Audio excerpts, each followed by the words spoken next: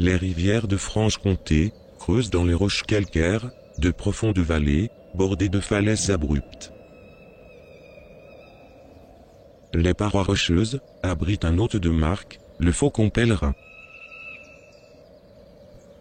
Dans les années 60, les couples de faucons disparaissent de nos vallées, emportés par un mal mystérieux.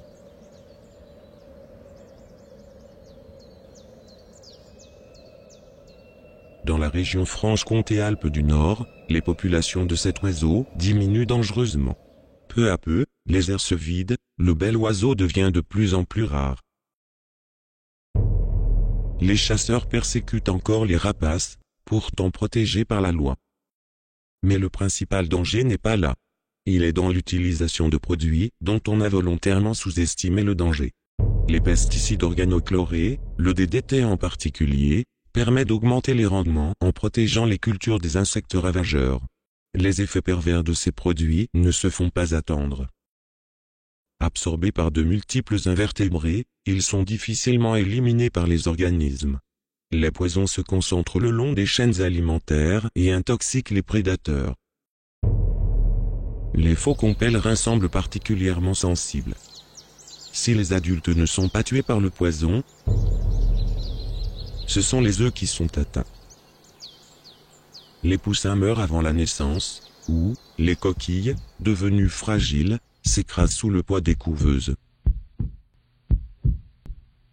À cet ennemi invisible s'ajoute un danger supplémentaire. Les amateurs de chasse au vol ne savent pas faire reproduire les faucons pèlerins en captivité. Ils ne peuvent se procurer de nouveaux oiseaux qu'en les prélevant dans la nature. La raréfaction de l'espèce fait du faucon l'objet d'un trafic juteux qui met en péril la survie de quelques rescapés. Les sociétés de protection, déjà actives, redoublent leurs efforts, lorsqu'en 1972, après quelques progrès, les populations de faucons rechutent. En collaboration avec le Fonds d'intervention pour les rapaces, René Jean Moineret met en place le projet Pèlerin. Des œufs issus de première ponte sont prélevés dans la nature. Ces œufs, couvés artificiellement, donnent des poussins élevés par des faucons captifs, puis réinjectés dans des aires improductives.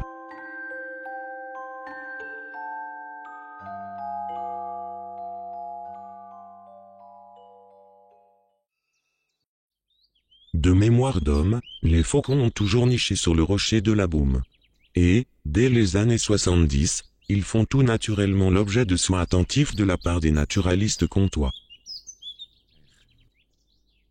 En 1979, le site de la Baume représente encore l'un des quelques endroits où les faucons se reproduisent avec une belle régularité.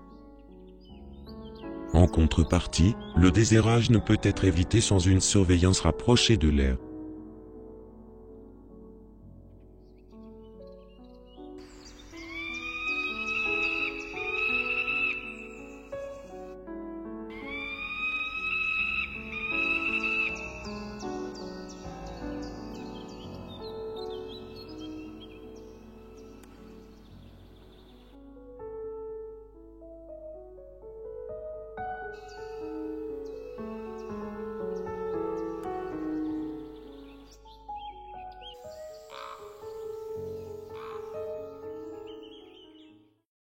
Sur la Baume, les surveillances commencent dès le début de la saison de reproduction, à la fin de l'hiver, dans des conditions météo souvent éprouvantes.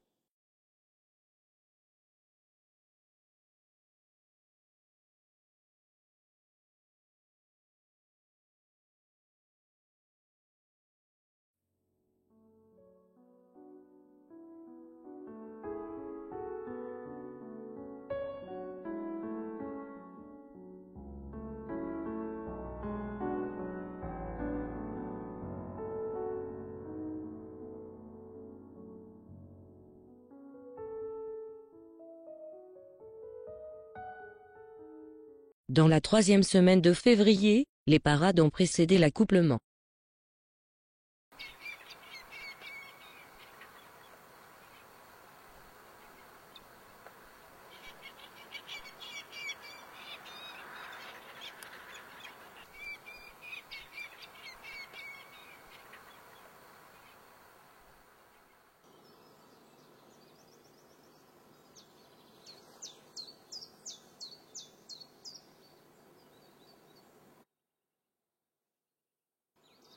Fin mars, la femelle a pondu 4 œufs.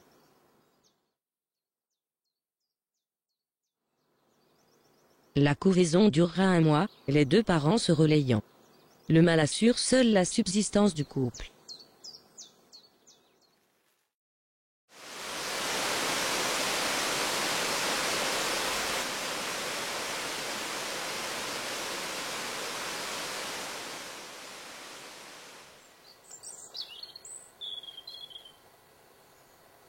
De nombreuses espèces d'oiseaux se mettent à nicher et participent au joyeux remue-ménage précédant la belle saison.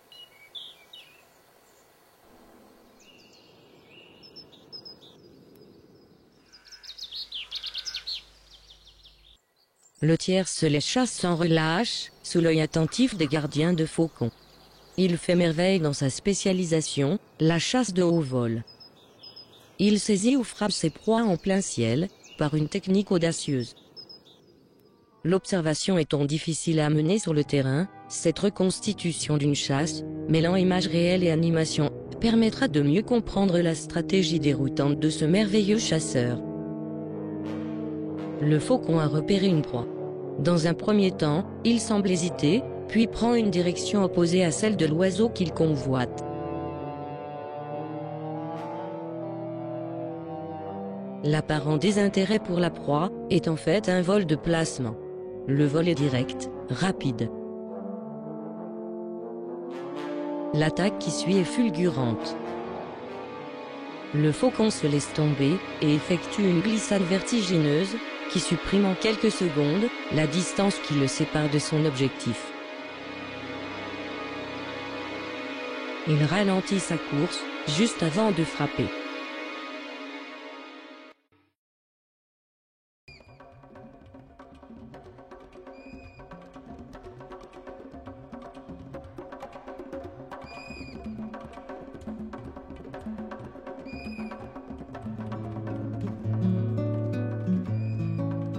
Les équipes de surveillance se relaient jour et nuit.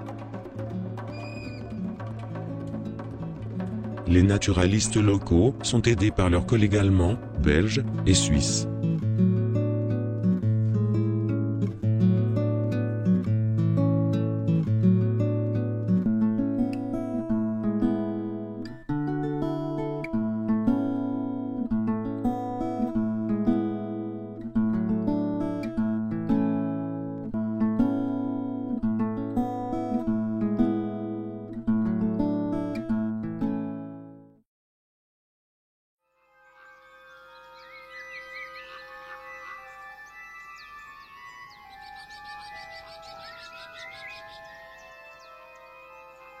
La femelle a jeté un œuf stérile. 2 jeunes sont nés à 1 jour d'intervalle. L'œuf qui reste ne va pas tarder à éclore. Le premier duvet sera bientôt remplacé par un second plus épais.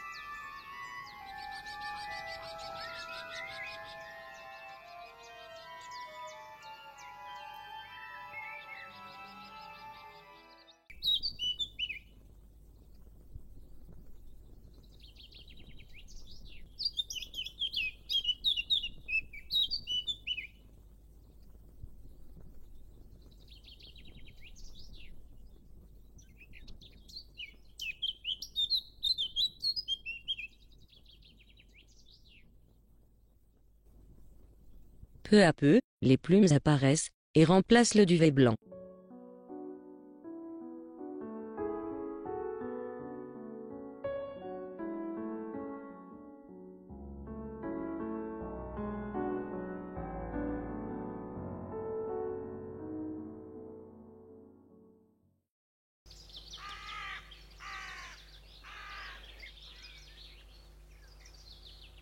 Fin mai, les petits ont bien grandi et ne ressemblent plus à des poussins.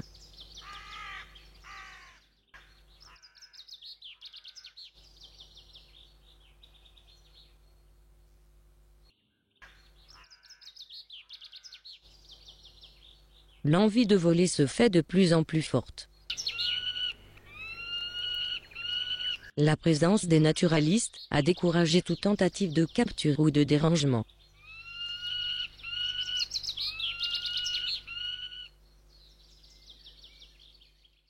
Début juin, 3 jeunes ont quitté l'air.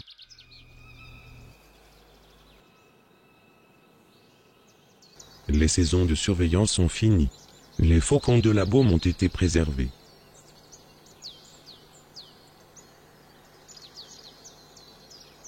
Aujourd'hui, les faucons pèlerins semblent sauvés.